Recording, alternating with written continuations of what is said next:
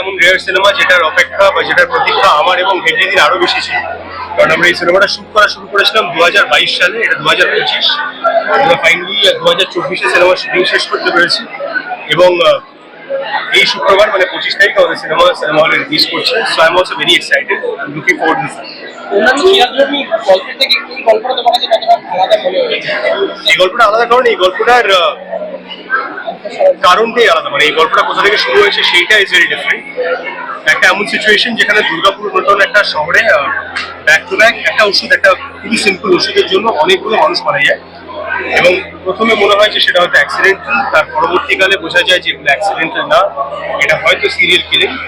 এবং সেখান থেকে ইনভেস্টিগেশন শুরু হয়, একটা ক্রাইম থ্রিলার শুরু হয় সেরকম।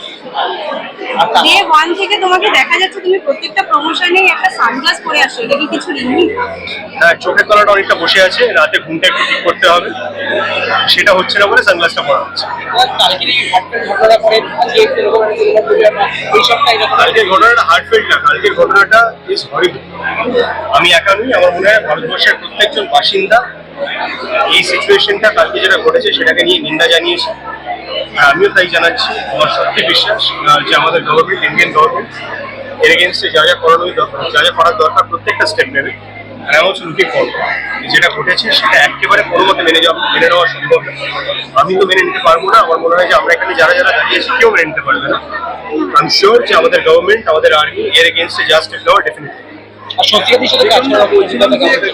আমি একটু আগে বললাম আমাদের ভারতবর্ষের সব থেকে পাওয়ারফুল অভিনেত্রীদের মধ্যে একজন স্বস্তিকা মুখার্জি। তো তার সঙ্গে কাজ করতে গেলে আমার তো অনেক বেশি আনন্দ হয়। আমার মনে হয় যে আমার নিজের পারফরমেন্স অনেক বেশি এলিভেটেড হয়ে যাবে, অনেক বেটার হয়ে যাবে। খুবই ভালো লাগছে, বিকজ যত বেশি ছবি হবে তত আমাদেরই অনেক বেশি সুযোগ ছবিতে অভিনয় করার। আর যত বেশি অডিয়েন্স হলে আসবে তত বেশি আমরাই খুশি। ছবি হিট হলে, সবাই পছন্দ করলে, মানুষ হলে আসলে ভীষণ এক্সাইটিং। তো তাই জন্য বাংলা ছবি হোক, আরও হোক, আরও প্রচুর প্রচুর প্রচুর, এর থেকে ট্রিপল আরও 4 টাইমস হোক। একদমই। দুর্গাপুর জাংশন নিয়ে কি বলবেন? আপকামিং প্রজেক্ট আমি এই মুহূর্তে বলতে পারবো না, বাট আসছে, ভালো ভালো জিনিসই আসছে। আর সেটা আস্তে আস্তে এখন এটা নিয়ে কিছু বলতে পারছি না। আর দুর্গাপুর জাংশন নিয়ে এটাই বলবো যে আমি ট্রেলারটা দেখেছি, খুবই ভালো লেগেছে, খুব এক্সাইটিং একটা ট্রেলার। খুব কিউরিয়াসিটি হচ্ছে আমার যে এটা কীভাবে কীরকম, মানে টপিকটা এত ইম্পর্টেন্ট একটা টপিক। তারপরে অরিন্দম দার সাথে আমি কাজ করেছি, শিবপুর ফিল্মে আমি কাজ করেছি, তো অরিন্দম দা ভীষণ ভালো। তারপরে এখানে স্বস্তিকা দি আছে, স্বস্তিকা দির সাথে আমি কাজ করেছি, বিক্রমের সাথে আমি কাজ করেছি। দে আর সো নাইস, মানে সুপার হিউম্যান বিং। তো খুবই ভালো লাগছে, অ্যান্ড সবাইকেই দেখতে লুক অ্যান্ড ফিলটা খুব ভালো লাগছে। তো ট্রেলারটা দেখে আমি খুবই কিউরিয়াস যে কী হবে ফিল্মটায়, সেটার জন্য আজকে আমি প্রেমে এসেছি। থ্যাংক হ্যাঁ হ্যাঁ, সেটাই, মানে আমিও যখন ফার্স্ট টাইম ট্রেলারটা দেখলাম, আমি দেখলাম জার্নালিস্ট স্বস্তিকা দি, খুবই ভালো লাগছে। মানে ওইটা আমিও ফার্স্টে রিলেট করেছিলাম, তুমি যেটা বলেছো।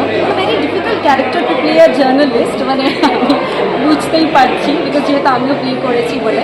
তো খুব ভালো লাগে স্বস্তিকা দিকে, অ্যান্ড আমার ভীষণ ফেভারিট স্বস্তিকা দি। তো she is very very nice. তো খুব ভালো লাগছে, দেখি এবার ফিল্মটা আমার মনে হয় খুবই ভালো হবে। তো শিবপুরে, এটা তার সেকেন্ডটা। দুর্গাপুর জাংশন, তো আমাকে ছবির পরিচালক বলেছিলেন যে তুমি এটাতে নেই, কিন্তু তাও তুমি যেহেতু প্রথম থেকে আমাদের সঙ্গে আছো তাই তোমাকে প্রিমিয়ারে আসতেই হবে। আমিও সেটাই বললাম, সব ছবি সব অংশ তো আমি হতে পারবো না, কেউই হতে পারবে না, এটা সম্ভব না। তার মানেই আমি সেই প্রিমিয়ারে যাবো না এমনটা নয়।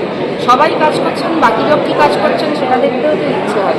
কাজেই আজকে আমি মূলত সেটাই দেখতে এসেছি। টেরিফিক সমস্ত অ্যাক্টার্স আছেন, কাজেই আমি শিওর, এবং শিবপুরও দারুণ হয়েছে। আমি শিওর দুর্গাপুরও ইকুয়ালি ভালো হবে। Thank you. আমি তো দেখতে এসেছি আগ্রহী সবার মতো। এর আগে শিবপুর সবাই দেখেছি, তারপরে দুর্গাপুর জংশন। সবার ভালো লাগা উচিত, এবং আমার খুব প্রিয় অভিনেতা অভিনেত্রীরা আছে, আমি সেই জন্যই দেখতে এসেছি। এবং সাধারণত বুধবার দিন প্রিমিয়ার হয় না, আমি ভুলে গেছিলাম। ভালো মানে হ্যাঁ প্রচুর বাংলা সিনেমার থ্রিল একটা অন্য রকমের অনুভূতি সেরকম ভাবে প্লট তৈরি হচ্ছে কি বলবেন একটা অন্যরকম আর মানুষ সারাক্ষণই থ্রিল, শুধু সিনেমাতে না বাইরে এত থ্রিল হচ্ছে, হ্যাঁ চারিপাশে পৃথিবীতে এত থ্রিল যে সেটা পর্দাতে তো আছেই। এবং আগে লোকে বলতো সিনেমায় বাড়াবাড়ি করে, আমার মনে হয় পর্দা থেকে বাইরে বাড়াবাড়িটা বেশি। কাজে থ্রিলটা we have to handle with care definitely. Thank you. খুব রেলিভেন্ট সাবজেক্ট, আমার ইনকামটা খুব রেলিভেন্ট সাবজেক্ট। অবশ্যই মানে আমার 2 বছরের ডিরেক্টর আমি